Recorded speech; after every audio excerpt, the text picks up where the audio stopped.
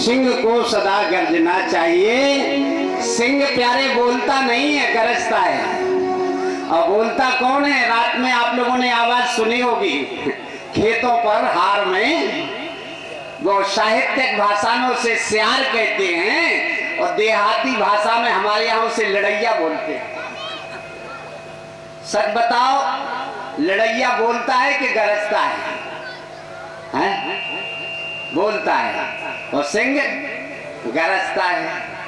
अब आप अपनी वाणी से परिचय दीजिए कि आप सिंह हैं कि लड़ैया? हाँ? बोल शंकर भगवान की, बोल यज्ञनारायण भगवान की। सभी शेर हैं भाई, ये जबरौली के भक्त हैं। प्रातः स्मरणीय अनंत कोटि ब्रह्मांड नायक परात्पर परपूर्णतम परमात्मा, परमात्मा की पावन आत्मा, परमात्मा के चरणों में अनन्य अनुराग रखने वाले, भगवान की मंगलमय कथा के अनन्य रसिया पवन नंदन रुद्रावतार श्री हनुमान जी महाराज,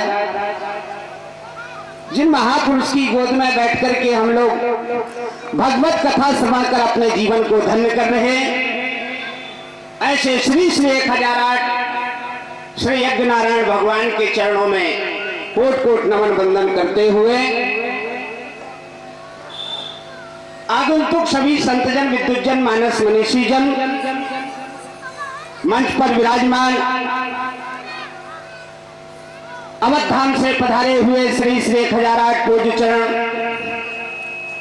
श्री कृपालु दास जी महाराज के श्री चरणों में नमन वंदन करते हुए अभी अभी जिनकी मंगलमय वाणी से हम लोग बड़ी ही दिव्य भव्य नव्य कथा का आनंद ले रहे थे, ऐसे नरसिंहपुर जबलपुर से पधारी हुई श्री रामचरितमानस की सुमधुर प्रवाचिका उमा तिवारी जी, अब से कुछ देर बाद हम लोग श्रवण करेंगे। हमीरपुर से पधारी हुई रामचरितमानस की सुमधुर प्रवाचिका मालती रामायणी जी, मंच नौका का कुशल कार्यभार संभाल रहे आचार्य, परंपरा से पारंगत, शास्त्रीय विधा से श्री रामचरितमानस सम्मेलन यज्ञ भगवान के इस कार्य में, पुनीत कार्य में आप जो श्रोता और वक्ता के बीच में जो सेतु का काम कर रहे परम आदरणीय, परम सम्माननीय भैया श्री राजेश तिवारी जी महाराज वाद्य पर साथ दे रहे हैं। अमुक अमुक नाम से अभी पहला परिचय है हमारे संगीत के तीनों कलाकार बंधु, हमारे सन्मुख मंचस्थ विराजमान सम्राट, हमारे जितने भी सम्माननीय लोग हैं सभी के लिए साधुवाद, भगवत कृपा। उपस्थित सभी भक्त श्रोता बंधु, अर्चना, ये आप सब लोगों का प्रेम और स्नेह है। बंधु, मुझे बड़ी प्रसन्नता हुई, दिन प्रतिदिन प्रभु इन्हें इतनी ऊंचाई पर ले जाए कि महाराज जबरौली का नाम रोशन कर दे। ऐसे अमित भैया के लिए भगवान से, यज्ञ नारायण भगवान से मंगल कामना।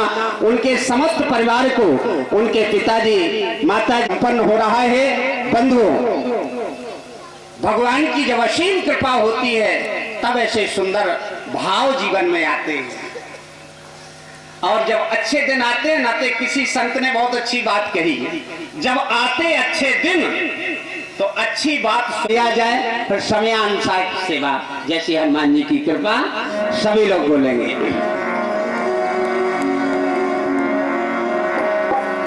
सीताराम सीताराम सीताराम सीताराम सीताराम।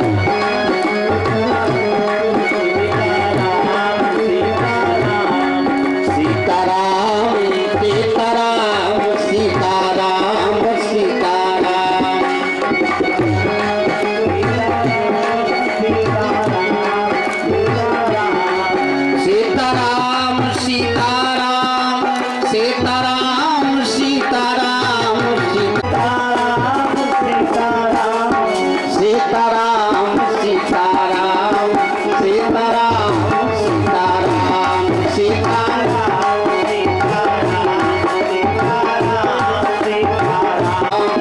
सीताराम सीताराम सीताराम सीताराम सीताराम सीताराम। अभी हम लोग बहुत प्यारी मनोहारी कथा श्रवण कर रहे थे। टूटत ही धन। एक कथा से हमें अपने जीवन में सूत्र लेना है और ध्यान देना, भगवान की कथा कोई भी हो, सभी कथा हमारे जीवन का मंगल करती हैं, क्योंकि मंगल करण कलमल हरण तुलसी कथा रघुनाथ की।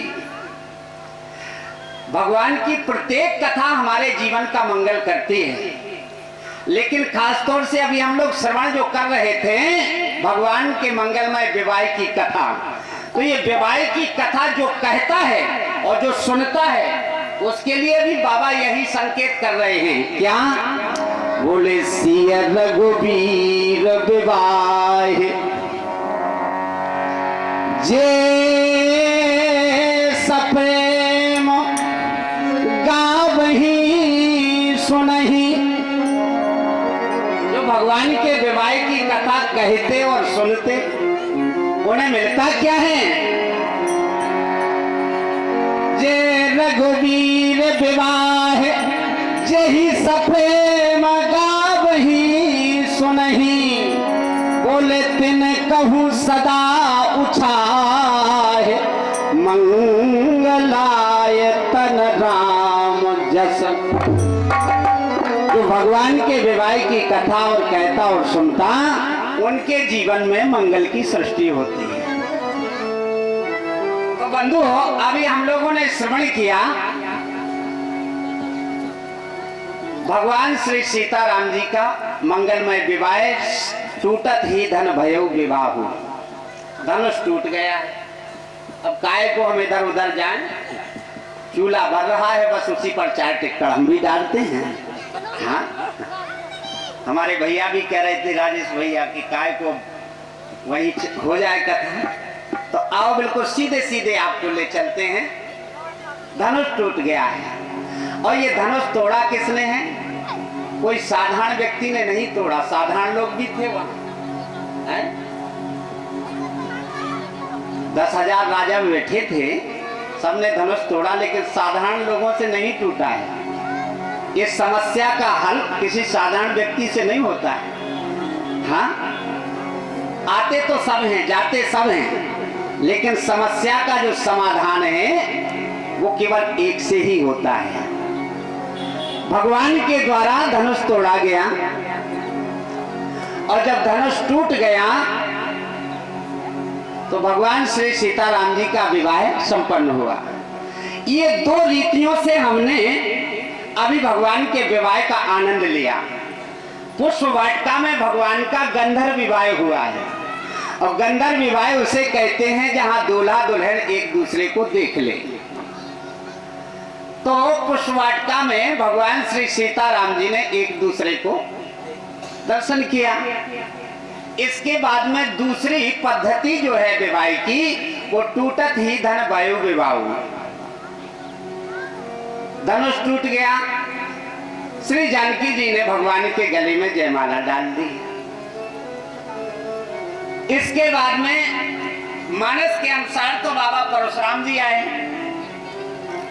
लेकिन वाल्मीकि रामायण के अनुसार परशुराम जी मिले महाराज दशरथ को। कहां मिले? जब बारात लौट करके गई तब रास्ते में मिले।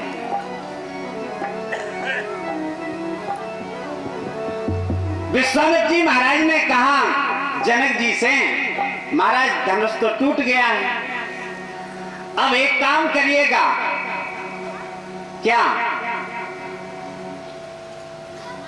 अब पूर्ण रूपेण विवाह संपन्न हो, इसके लिए आप अपने समधी साहब को बुलाइएगा और बारात बुलाइएगा। दूत अवधपुर पठबो जाई, आना हो नर दर्शत ही बुलाई। दूतों को भेजा जाए और समधी साहब को बुलवाया जाए। ध्यान देना प्यारे, जनक जी महाराज ने पत्रिका लिखी, एक चिट्ठी लिखी, 2 दूतों को बुलाया और उनके हाथ में पत्रिका दी, कहा जाओ ये अयोध्या में जाकर के महाराज दशरथ जी को देना।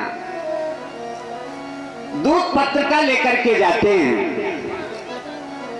और जैसे ही अयोध्या में पहुंचे, इधर महाराज दशरथ भगवान श्री राम जी का चिंतन कर रहे हैं। अभी तक कोई सूचना नहीं आई। विश्वामित्र जब से लेके गए हैं 6 महीने होने जा रहे हैं, अभी तक कोई सूचना नहीं आई। इधर माता कौशल्या, मैया सुमित्रा, कैकेयी बैठी हुई चर्चा कर रही हैं।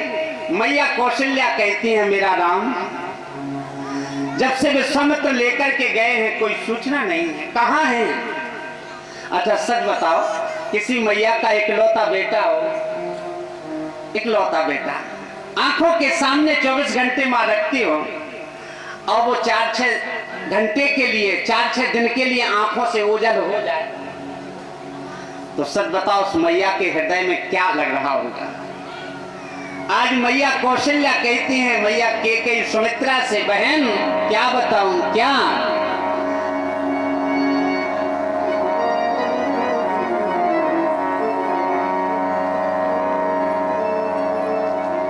आज मुझे बिल्कुल अच्छा नहीं लग रहा है। क्यों नहीं लग रहा? बोले लड़कन को एरो में लेना। ये हमारे यहाँ के कवि हुए हैं, उन्होंने बहुत सुंदर छंद लिखा है कि मैं 2 लाइनें आपको सुना रहा हूँ। मैया कौशल्या कहती है, बहन बिल्कुल अच्छा नहीं लग रहा। क्यों? बोले लड़कन को एरो में लेना, राम धई नो लगे ना।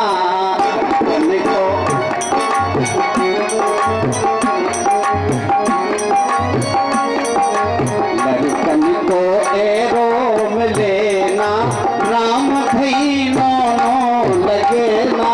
लड़कन को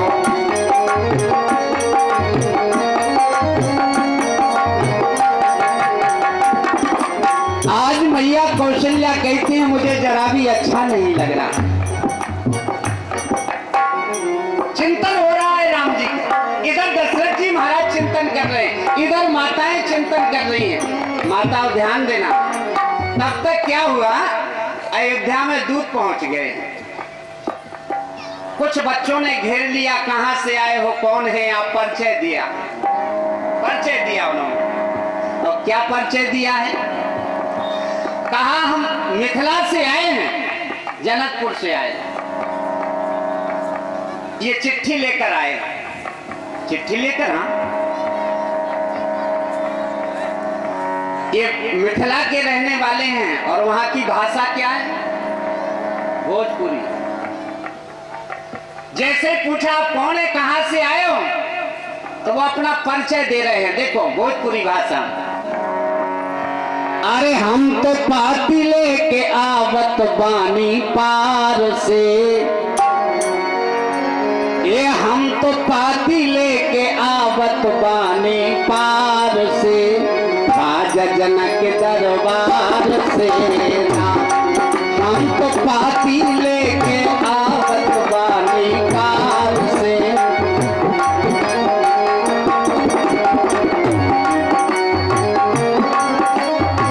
जैसे ही परिचय दिया, हम पत्रिका लेकर के आए हैं। कहां से? मिथिला से,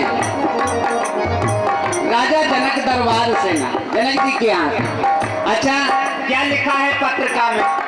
सच बताओ, डाकिया आपकी चिट्ठी लेकर आए और चिट्ठी बंद है और डाकिया कहे भैया आपकी चिट्ठी है, और फिर आप डाकिया से कहो क्या लिखा है चिट्ठी में, और चिट्ठी बंद है, डाकिया क्या बता दे?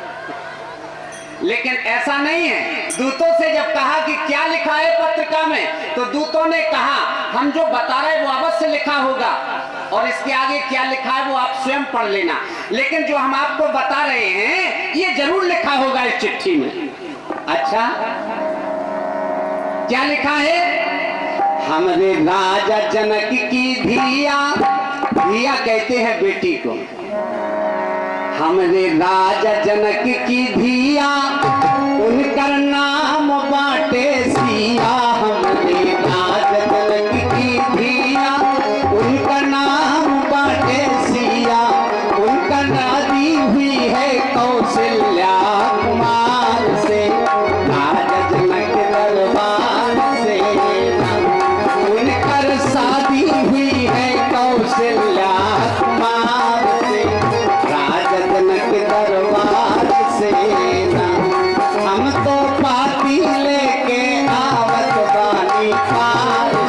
राज जनक दरबार से नाम। चिट्ठी निकाली और जैसे ही महाराज कहा रुक जाओ अभी बैठो, रोका।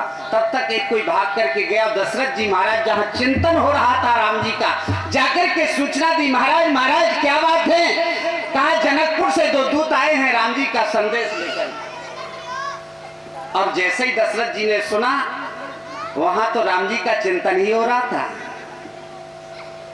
बुलाया गया महाराज, और जैसे ही दूतों को सामने खड़ा किया दशरथ जी महाराज के, दशरथ जी महाराज ने जब दूतों को देखा, बोल पड़े महाराज। और कहां से बोलना प्रारंभ किया दशरथ जी ने? बोले भैया कहा हूं। भैया जैसे ही कहा भैया, तो दूत कहते हैं महाराज हम नौकर हैं आपके, हम सेवक हैं, आप मुझे भैया शब्द से संबोधित कर रहे हो। तब दशरथ जी महाराज ने कहा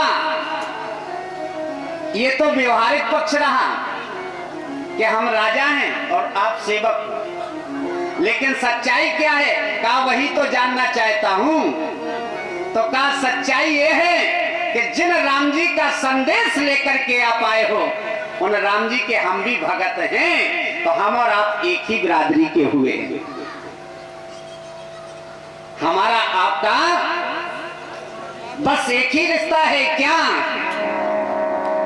अरे भैया कहूं एक कुशल दोबारे,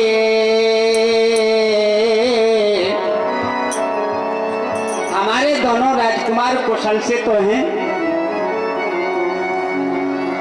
महाराज, कुशल से हैं, कह दिया से कोने कुशल से हैं। लेकिन अभी महाराज दशरथ को अभी शांति नहीं मिली। कुशल से हैं तो दूतों ने कह दिया कुशल से हैं। तब ये बताओ तुमने अपनी आंख से देखा? तुमनी के निज नयन निहारे, अपनी आंख से देखा? दूतों ने कहा हाँ महाराज मैंने अपनी आंख से देखा है, अपनी आंख से देखा।